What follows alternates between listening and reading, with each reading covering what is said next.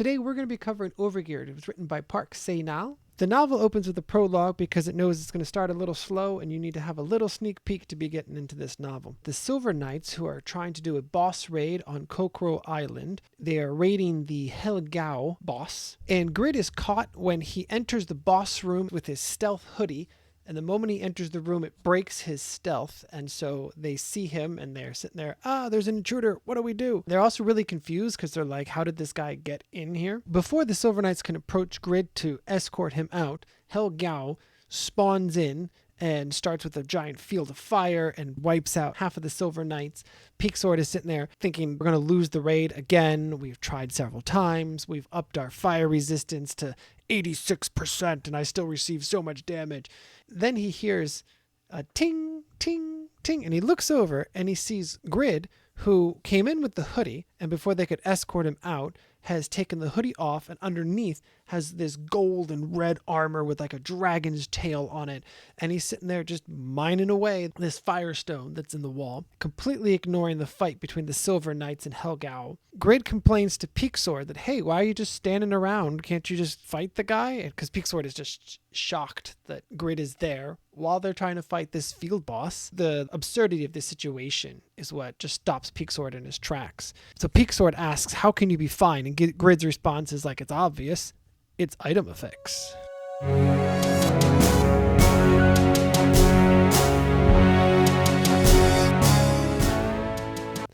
The story takes place following the adventures of Grid as he plays inside of this virtual reality world that is much like the Matrix, where he lays in a pod and then his consciousness goes to this virtual reality world, so his body is completely immobile while he's playing and fighting and experiencing in a game world. Unlike the Matrix, everyone understands the game. There's game mechanics going on. It's a game for sure. So the story begins with Grid finding the northern ice cave after 5 months of struggling. He's on a quest to retrieve a book from the North Cave. Much like in Aladdin in the Cave of Wonders, how he's sent in by this mission from someone with all these treasures and stuff, and he has to go through and get the one item. Unlike the Cave of Wonders, the Northern Ice Cave won't let Grid take any of the treasures, because he comes in and instead of doing what Aladdin did where he said no to all the treasures, he literally tries to take every single treasure he can get his hands on.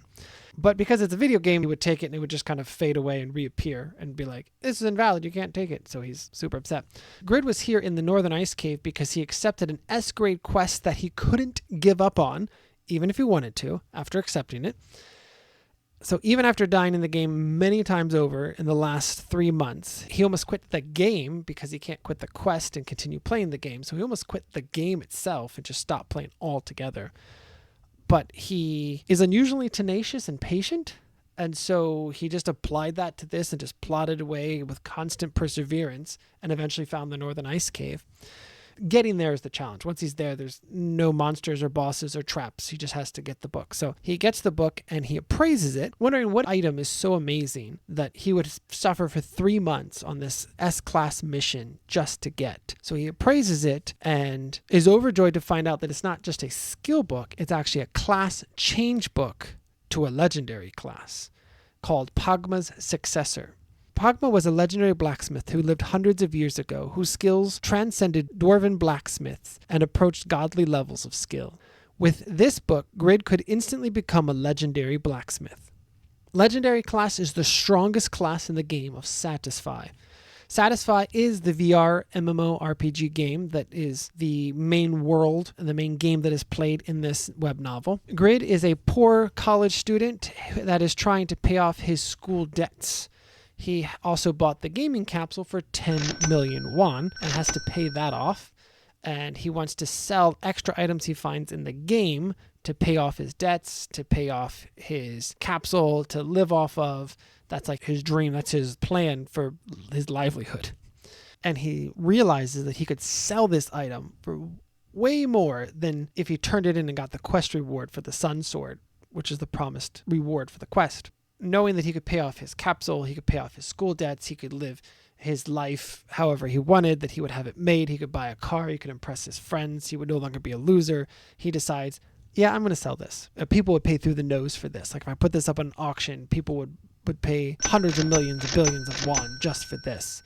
And so he tries to log out with it so that he can steal it, essentially, and get out of the quest. But he can't. The Northern Ice Cave is located where the logout is not allowed. Video game. He actually ends up activating a hidden quest that causes Earl Ashur to show up with his knights to try to take the book from Grid. The S-Class mission turns into an SS-Class mission after the angry Earl learns that Grid was trying to skip out on the mission and sell the book. This new SS-Class mission comes with a failure penalty of -2 levels, and in order to succeed, he has to kill Earl Ashur and all of his guards and successfully get out of the Northern Ice Cave. In a fit of anger and spite, Grid decides to use the book for himself to prevent Earl Ashur from getting what he wanted. So Grid reads the book and becomes the first legendary class in the game. The legendary class change reduces Grid's level from 73 to 1. It resets all of his skills and all of his stats back to 1, or removes the skills completely that he had gained up to this point. So he was a level 73 warrior, and the guards around him are level 180, and the Earl is level 300 great magician. So he stands no chance to win. That's why he decided, if I can't have it, you're not going to get it. And if I can't log out with it to just avoid this situation, I'm just going to open the book and I'm going to read it and I'm going to have it and you can't get it. Which is what he does. So he opens it up and then the guards around him, I guess in an attempt to stop him, the guards around him strike him down. Because he's level 1 now, they hit him and he just dies. Which is actually it's a plot hole in the novel, because when he becomes legendary class, he should have 5 seconds of immunity. But the author, I guess, hadn't thought that up yet. Grid is killed and fails the SS class quest. So now his level -1. And he is barred from his starting city because of angering the Earl, who is from the city that Grid started in. He ends up losing his respawn point. As a result, he's revived in the nearest temple to where he currently dies, near the northern end cave. At the respawn screen, Grid decides to log out instead of respawn. And we get a small look into his home life. It is 3 a.m. and it's raining outside, so with nothing to do after eating and pooping, he heads back into the game to check things out. While this is going on with him, there's a scene change with Lim Cheol-ho, I don't know how to pronounce his name. With Lim Cheol-ho, the leader of a team of 33 scientists who made Satisfy a reality. So he's woken up with an urgent message that the first legendary class has been obtained. According to Morpheus, the supercomputer AI that helps run Satisfy, Pagma's rare book should have been found over 1 year later than when Grid found it. It should have been a much higher level character who had the chance to be able to survive the SS class quest. But Shin Young-woo, which is Grid's name, is a normal character who was able to find it, get the book, and managed to try to log out with it, which activated the hidden quest, and then was able to open it up and read it before he got killed, and was able to pull forward the legendary class over a year earlier in the game's flow and development as all the characters are leveling up. So he's getting legendary class much sooner than the game world has kind of ready for. So this piques Lim Cheol-ho's interest, and he starts rooting for the normal Shin Young-woo, who is Grid in the game. Grid doesn't know it, but he gets his first fan in the creator of Satisfy. When Grid logs back in and revives, it turns out to be a Yaten temple, the god of darkness. He hears a woman scream kind of like down in the dungeon in the basement of the temple, but he ignores it and instead checks his status window, and he's immediately overwhelmed by the good and the bad of what he sees. He can wear any equipment regardless of its limitations, so regardless of its strength stat requirements, level requirements, attribute requirements, he can wear anything. He will just receive a penalty related to the grade of the item, causing like 20% reduction in its attack and defense, and some of its skills and ability may be downgraded or sealed completely. He has a chance to make better things as a blacksmith. He has an attribute, a legend doesn't die easily, which gives him 5 seconds of immunity after his health falls to 1. He is also immune to all negative status effects. He also sees that his level indeed is -1. With his ability to equip any item in the game, Grid is able to wear the best of the items that he had in his inventory when he died. They just have -20 and -30% reduced stats. This makes him the most powerful level 1 in the game at the moment, because he can pick up a sword meant for a level 60 player which only has 20% reduction in damage, but a level 1 sword does like 5, and his level 60 sword does like 130. 130 with the minuses already pulling it down. So he's able to do massive amount of damage as a level 1. This is good for him because it means he can go to a level 1 area and fight things and grind and level up really fast. So while Grid is lost in thought looking over all of his new information, he's poked in the back by Doran. So it turns out that the daughter of Earl Steim was kidnapped and is being held in the temple in the basement. Doran gives Grid an S-class quest to rescue the Lady Irene from the temple. The clear reward is 3,000 gold plus 20 to all of his stats, and that's more than just the strength, dexterity, intelligence. Because of his legendary class, he's actually able to pick up several other stat types that were unlocked because of his legendary class. So the plus 20 actually is able to accumulate a lot more than a normal player who doesn't have these extra stats opened up. So very juicy rewards. There's also a low probability of becoming the son-in-law of the Earl and marrying Lady Irene. The quest failure is also -2 levels. So Grid is frustrated by getting another extremely rare S-class quest that he has no chance of completing because he's level 1. Actually, right now he's level -1. Unlike Doran, I have an S-class mission you can complete. I'm building a community over at school.com/immortalcave. We talk about web novels, hang out, have fun. Click the link down below and join free today. Hope to see you there. Doran keeps asking him, Grid keeps refusing, but because Grid is level -1, all of his items that he's wearing cause him to become encumbered and his movement speed is reduced by 100%. So he's slowly trying to run away from Doran, who just keeps walking with him pleading for help. Grid eventually gets fed up, pulls out his sword on him, and threatens him like, even if I could help, I don't want to. I'm not going to. Don't ask me again or I'm going to attack you.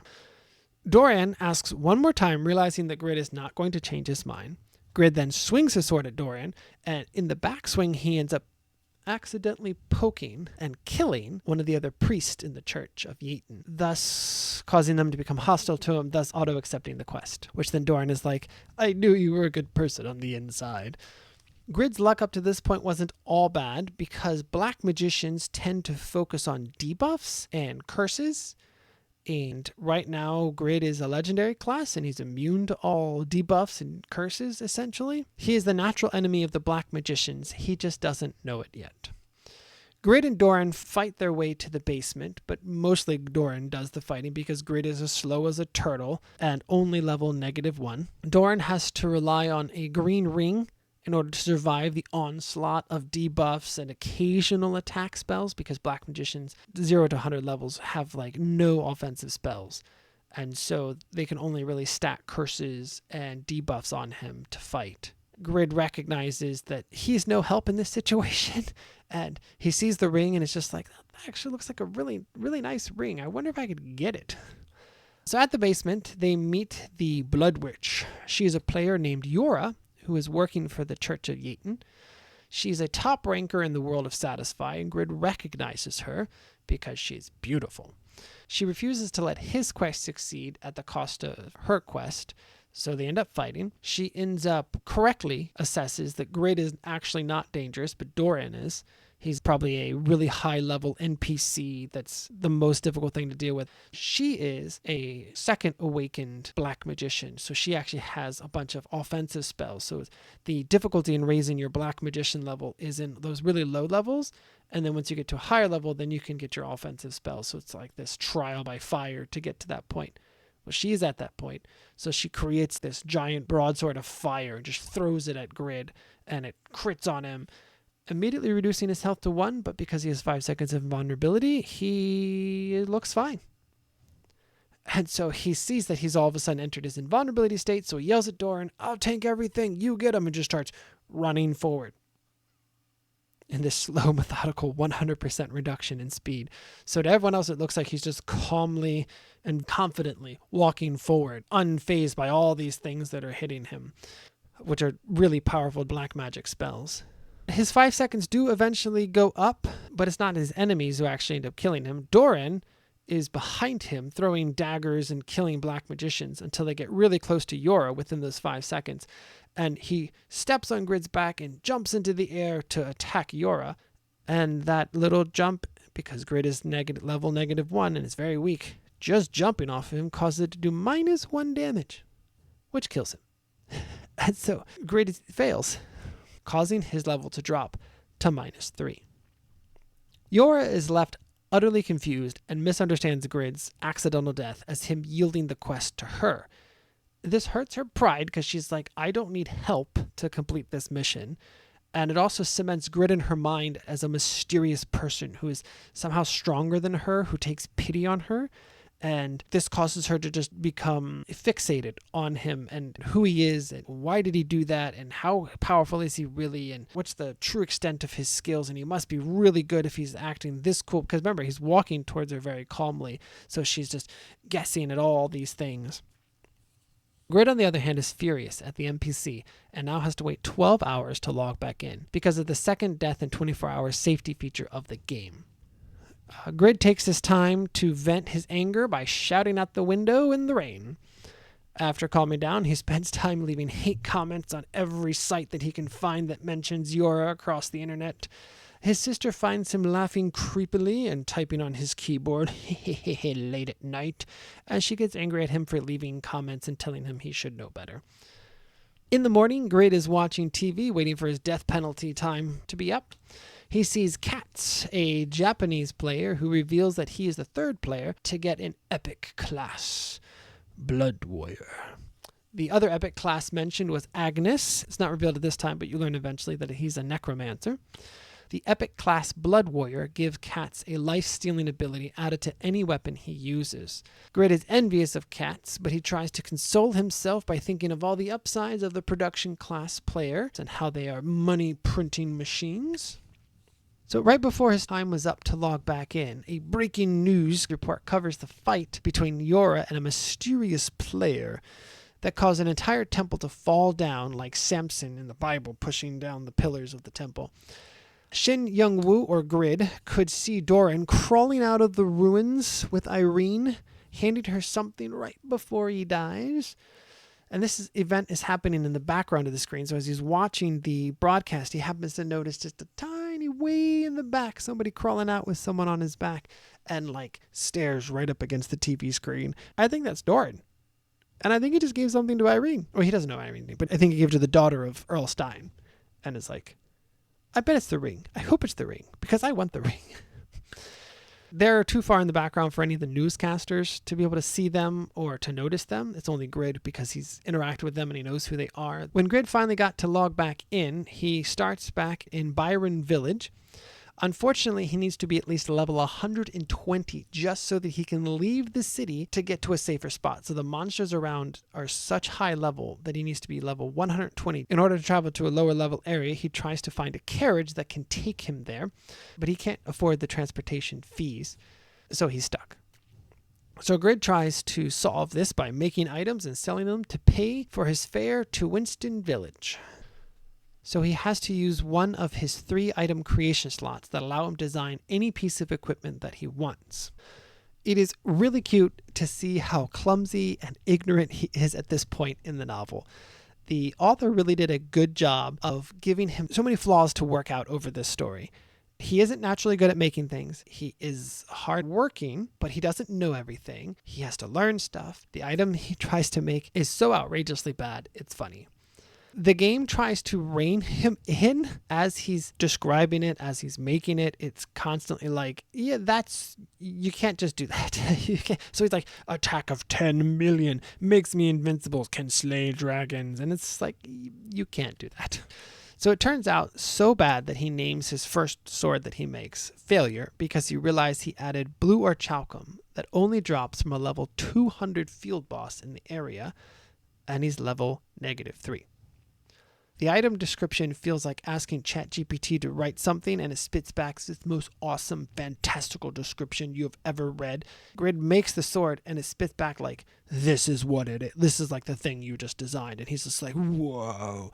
So the Failure gets all sorts of abilities like +50 to agility, low chance of blocking an attack, chance of a 5-joint attack skill, which turns one attack, one successful hit, into 5 other attacks, each one having a chance to crit and apply its own special status effects. The chance of activating cutting or bisect, which can cut off a limb or cut an enemy in half, effectively one-shotting them in a game where people don't die until their HP goes to 0. On top of all of this, it gets a plus 20% attack power in dark places because of the Orichalcum special characteristic. The restrictions are equally outrageous.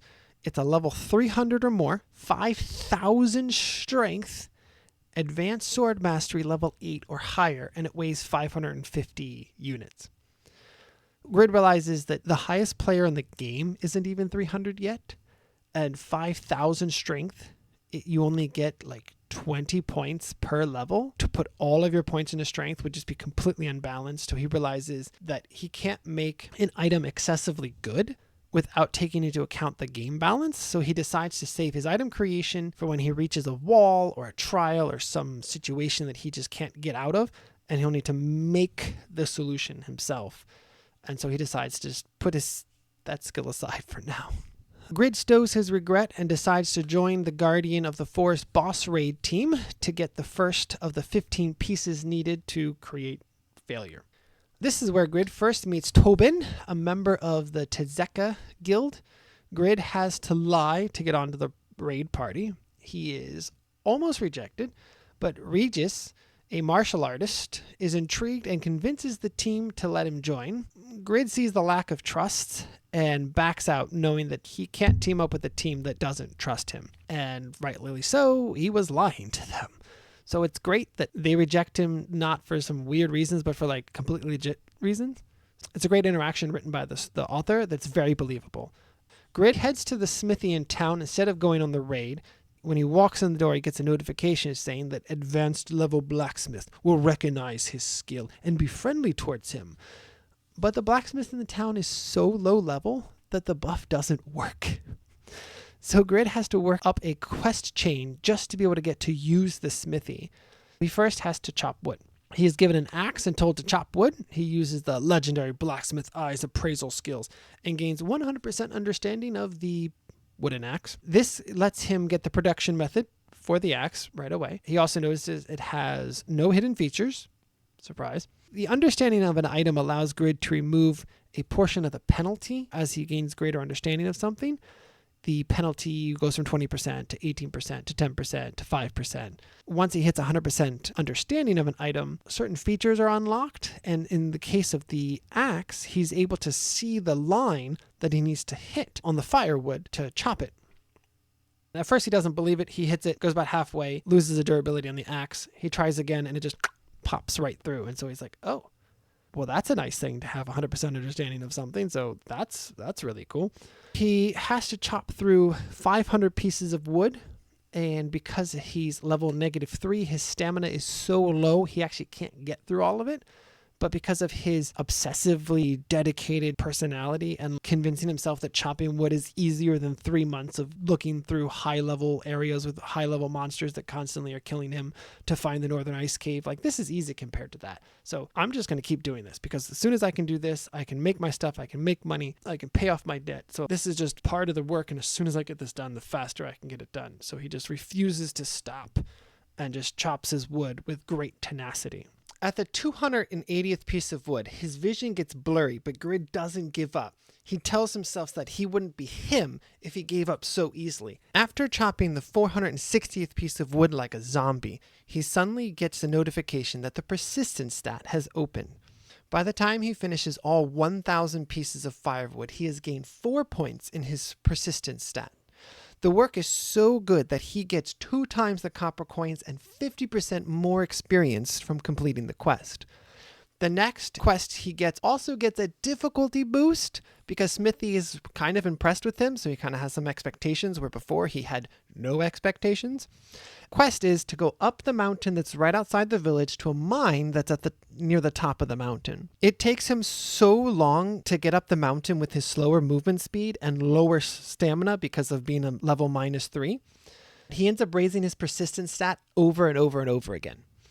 He makes it to the mine and starts mining. The miners see him and immediately dismiss him and disparage him as someone who's too skinny and too inexperienced. But when he starts mining, because of the Pagma successor legendary class, it actually allows him to see the spots that he needs to hit to get iron ore. And so he just hits at them more persistently, and after like 3 or 4 swings, he gets iron ore. The miners are shocked and, he's just lucky. Literally just leave him there because he's mining so slowly. They're like, it's time for us to go. We're just going to leave this guy here. There's no reason for us to stick around. Grid continues persisting away, mining as much as he can. By the time he gets 59 pieces of iron, he's too exhausted to even stand anymore and has to stop and drink food and eat water. And he persists all through the night, just repeating this cycle of mining as much as you can, stopping, eating bread, drinking water, getting back up, mining again.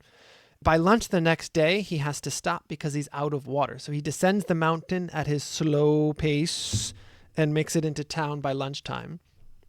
He collected a total of 170 iron, and he raised his persistence stat by 16 points from just going up the mountain, mining, and coming back down in just one day. All the miners in the mine saw Grid's persistence and went from ignoring him to admiring him.